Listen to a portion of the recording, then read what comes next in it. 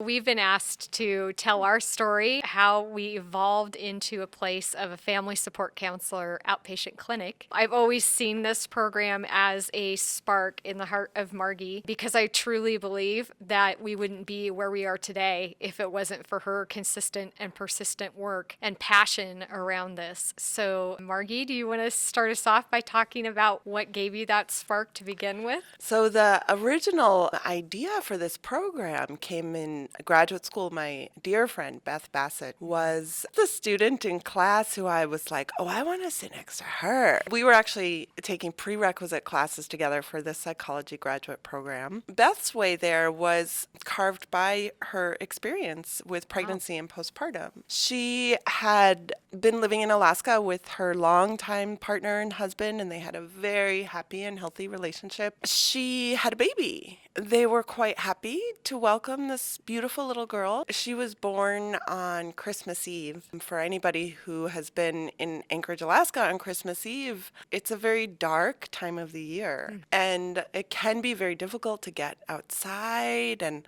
a lot of people are so far away from their friends and family. So Beth and her daughter felt really isolated, and she had a terrible time, but she's very smart and very resilient. And so she persisted, and she knew that she needed to connect with other moms, and she knew she needed to talk to people about what she was going through. And she persisted and could not find anybody. Wow. And So no couldn't find resources. anything. She knew that once she did recover, she knew she would recover. And once she did, she committed to helping to create what she knew that other moms also needed. So when we were in graduate school together, the first presentation that she did about this experience, and she looked up this thing called postpartum depression. You know, it really existed. And I don't know that I knew before that it did. I mean, I guess probably Andrea Yates, right, on the front page of the newspaper for killing her kids, you know, stuff like that, but not before that. And again, I just had such compassion for this very smart and capable person who was describing this very tender and vulnerable and important and powerful experience that she had had. And again, because of what we knew, we could make some assumptions about what other people might need. She then brought the problem really to Chris Green, who was the director of the Family Support Counseling Program, or she was the director of Family Support Services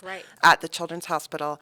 Chris got with Children's Miracle Network, and they together wrote a grant to get that first position, the perinatal mood disorder navigator, that crazy title, to look at what was happening at the Children's Hospital in the NICU, in the newborn intensive care unit, with these families who are going through phenomenal change, and just phenomenal change just by virtue of a healthy and normal pregnancy. Yeah. Right? It can happen to anybody, and it's nobody's fault. And what do you do when it does happen? And what tools did you begin to intertwine into the hospital with that position? I talked to the nurses and the families, and I really just asked them what they were experiencing and what they needed. As the need for follow-up grew, you and I became acutely aware that trying to get a mom postpartum at discharge into any kind of help was oftentimes a 14 to a 16-week wait. And this was not the time for somebody to have to wait for 16 weeks to go get help. And I remember the day like it was yesterday. It was one of those stories that hit the front papers about a mom that personally, from our standpoint, we were concerned. We did all the right things. We did all the right follow-ups. We did all the right,